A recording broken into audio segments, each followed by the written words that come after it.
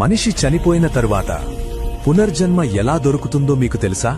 మనిషి చనిపోయాక యమదూతలు వచ్చి ఆత్మను యమలోకానికి తీసుకొని వెళ్తారు.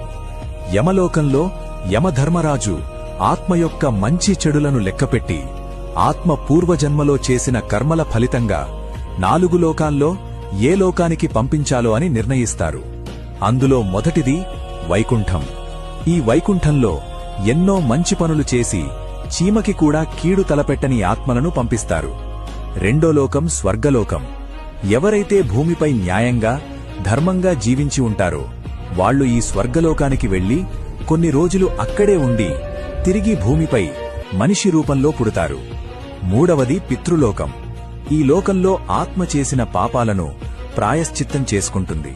అంతేకాకుండా పితృలోకంలో ఆత్మ తన పూర్వీకులతో కలిసి వారితో పాటు భూలోకంలో మనిషి రూపంలో జన్మిస్తుంది. చివరి లోకం నరకలోకం.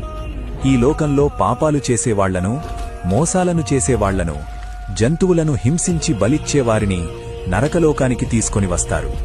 ఈ నరకంలో ఆత్మలు వారు చేసిన పాపాలకు శిక్షను అనుభవించి మళ్లీ భూలోకంలో 84 లక్షల జీవరాశులలో ఒక జీవిగా పుడతారు. ఫ్రెండ్స్, మీ దగ్గర కొంచెం టైం ఉంటే ఓం నమః శివాయ అని కామెంట్ చేయండి. ఒక లైక్ చేయండి ప్లీజ్.